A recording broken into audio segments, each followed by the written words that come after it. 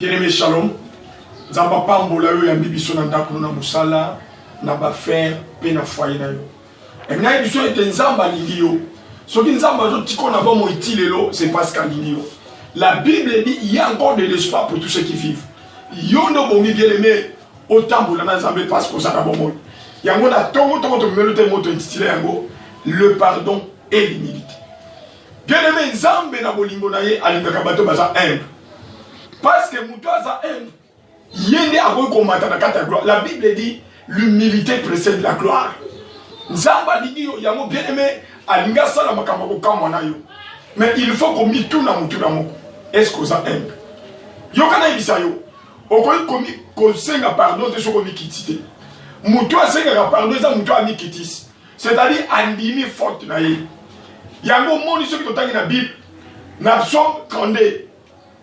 Psaume 32, verset 3 à 5, il y aura les Bibles.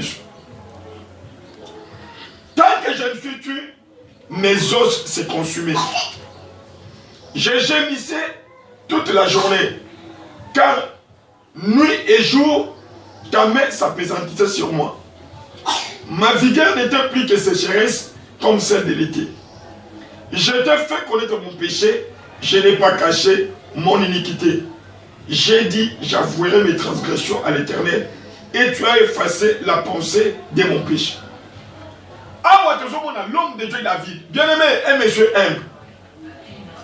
Asumuki, Abimina Batcheb, Abimina Batcheb, mais Atiézen. Atiéga Zemite, Abomi Mobali Naye. Mais l'Ikabola, bien-aimé, ça a combattre. Yogone Bisayo, au combattant, Mobali Nayo. Okobata moi si le mokobata manzambe jamais nzambe. Nzamba mona ka place muta mona kati. Yogana ebisayo nzamba zo balobi ete je mis devant vous des témoins le ciel et la terre. C'est-à-dire place akobata manzambe ezalakita. David amoni moto na nzambe na taye pa inayi. Azobetele lisolo alobine mokozi. Na mboka moko ezali na mutu moko azalish azana biloko ebele. Ezali na moto bozo aki pauvre. Azali kaka na meme moko. Mais riche, ayami bapaya. Tant bapaya baye, on l'a kenina. Est-ce qu'il y a un peu de temps pour que ya muto azaki na komoko. Balobi ete David atomboki.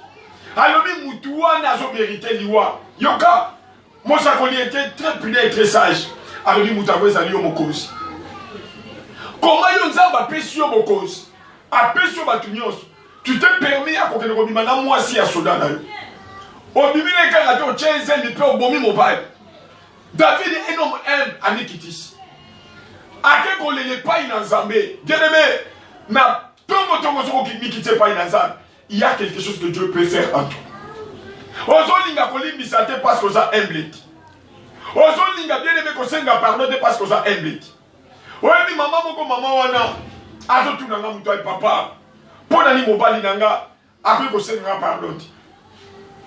Mobali nyo kolinga to zukimbongo to lukiba zimbongo metanga zimbongo mutali ko so kata muto ezanga akobi ko selanga bamba et j'ai de preuves mais tato ali kondimat papa motema makasi pe point la tuni maman est-ce que papa pesi au cadeau papa zo pesa na ebise kala mibali mingi te balo bakalimbis mibali baseka ka bolimbis ka cadeau yo ngane zo bien aimé tango ko motema na yo oli komikitsa te okozala kimiati. Oye bato ba mikitisaka. Bato wana baza bato bayambulaka. Proverbe 28 13 le bien était celui qui cache ses transgressions ne réussit pas. Mais celui qui les avoue et les délaisse obtient miséricorde. Na tongo tongo de ça mon bien aimé, ezali mawana nzambe kitalikolo na yo. Mais pour mawana nzambe kitalikolo na yo, et bon moi mikitisa oyambola. Okomitika ko jusque ça quand. Tala fino ndenge kono. Foyer côté problème. Famille côté problème parce que dans makambo il faut bombe. David on lui tant que la bombe il sous munanga na koyi ko zwa kimiate. Le longo na nzambe ya ngwana ezali boso bien les mikitisa. Ya monelo ko zali na. So que la Bible plus loin, bien aimé, au comment dans la Luc 15. Toujours mon histoire enfant prodigue. Moi na bobali au bien aimé, asumu kake liboso na papa. Yoka. Et ça, la soupe, tu sens la catégorie d'ensemble. Tu sens la catégorie de bassin d'ensemble. Tu sens la paix envers Baning. Likamo yo zobo, est-ce que ça les yango zabe, to ça yango mutu. Soko ça li mutu bele me nikitisa. Nikitisa, senga mutu wana pardon. Bien aimé, yo po kangeli motomote ma limbisa. Oli ko limbisa te ponani. Ba lobi enfant prodigue. Alobi na papa na pese pardon ya bilo akei. Mais quand ma commis qu'on souffrir, il a compris que j'ai commis un péché. Yo comme on a mobile très simple. Alors mais mon gars zonga pas ina tata nangai. Mais je ne mérite plus être ton fils. Nali ko ta moi na yoti. Avec qui dit c'est pas ina zab. Bien aimé, Dieu est disposé à koyamba bisu. Yo ka nenge bi solo. Nali ko wana. Luc chapitre 15. Luc chapitre 15. Yo ka nenge Bible. Luc 15. Yo ka nenge Bible.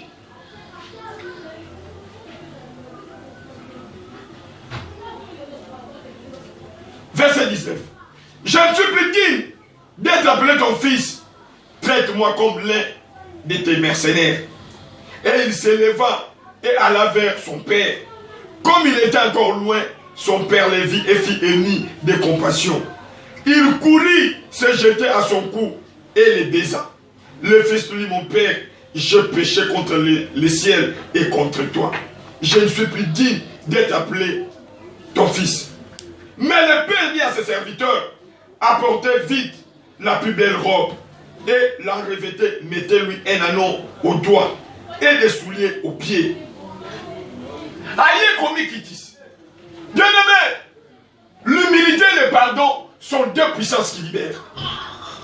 Si vous allez impléter bien aimé, au coin comme on a zambit. Bateau va faire impléter par mon aranzam. Moutou a aime, a disposé à kusenga pardon pe ya kolimbi sa munika. Na bonde yo na tongo bien aimé ni kitisa. Senga pardon la likambo sana. Limbi sa pa moutou kangeli motel.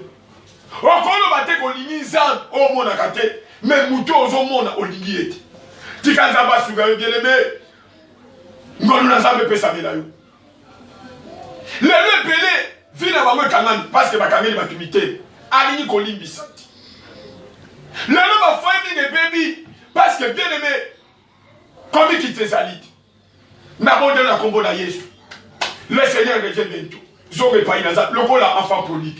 Azonge pas na papa nae. Alors je péchais contre le ciel et je péchais contre toi. Alors qu'on benga di sous moi na yote, benga comme l'un de tes mercenaires. Bien aimé, quelle humilité. Balubi papa ya baki, asaleli fait. Ce matin, ce qu'on mikitis, au Seigneur pardon, faites à mouner les alliés pour la odalol. Bible dit ceux qui montent mon pas beaucoup monter manasé. Au Seigneur il y a une grande fête. On compte son frère de Pessimadi. Au Salisi Babola, bien aimé, quand tu n'es pas aime, tu n'as pas le pardon. Bien aimé, aux amousika na nzambe. Tikanzamba sungayo na kombo na Yesu. Amen.